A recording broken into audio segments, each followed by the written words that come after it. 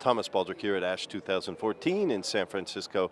Delighted to have with us Dr. Claire Harrison from Guy's in St. Thomas in London. Thanks for stopping by again. No worries, great pleasure. So let's just chat. Where are we in the MPN space today? So the MPN space, we're a decade on from the first description of the JAK2 mutation, and at a point where just this week, ruxolitinib, JAK1/2 inhibitor, Jakavi, has been approved by the FDA for the management of PV patients based on the phase 3 study, the RESPONSE trial. I see at this ASH a lot of information about incorporating molecular data, the calreticulin mutation, epigenetic mutations, into prognostics, particularly in myelofibrosis.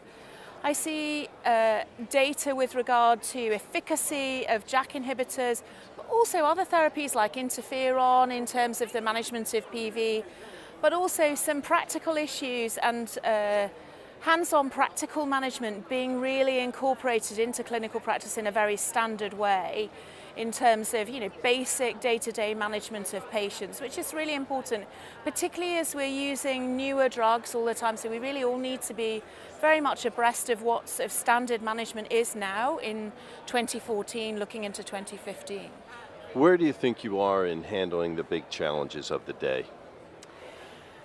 So I think in the past, looking back, our big challenges actually were in achieving an accurate diagnosis. And I think the advent of molecular diagnostics really helps us a lot with that. It also helps us in terms of prognostics.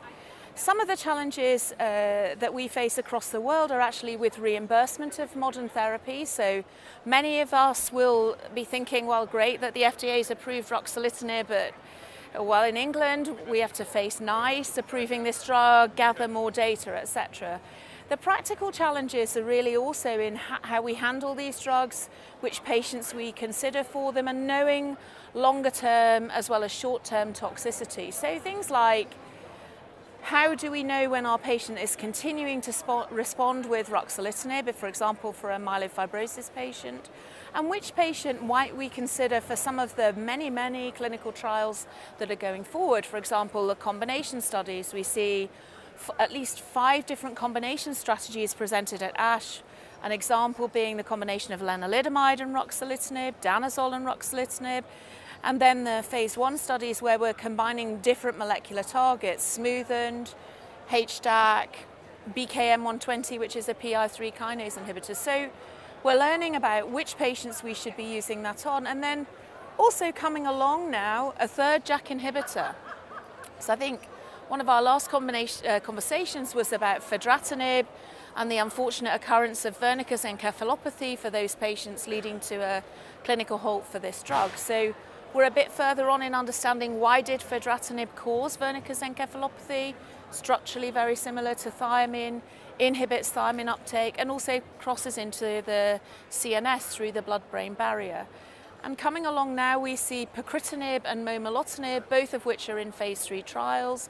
We expect and look forward to the phase 3 data from pacritinib, the PERSIST-1 study, led by Ruben and myself, probably in the first quarter of next year, delivering something meaningful for patients who really are struggling with myelosuppressive toxicity of ruxolitinib, and the group of patients for whom they start to lose their response to ruxolitinib over time. We know ruxolitinib is a great drug, but there are some patients who are either not eligible or who are losing response. So still a really exciting time, a time when we're translating research into practice and consolidating what we know.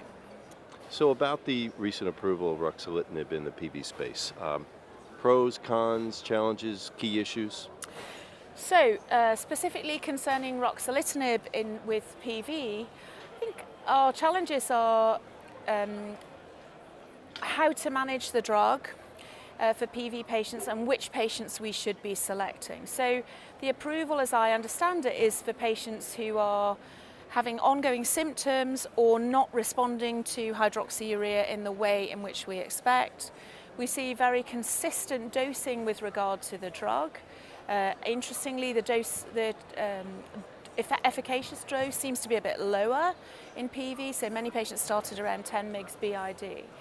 I think some issues remain with the basic management of PV though, so we mustn't forget to know our patient's vascular risk. Even if they're on ruxolitinib, we still have to know that. We still have to keep their hematocrit at less than 0.45. We still have to use aspirin for those patients, and we have to be mindful of what our therapeutic target is, as well as side effects of ruxolitinib. So thinking about infectious complications, mindful of herpes virus reactivations, etc. So we can look to the new, enjoy the new, know how to use it, but still remember the really old-fashioned important facts when managing our PV patients. Very good. Thanks for stopping by. Always a pleasure to see you. No worries. Thanks very much. Okay.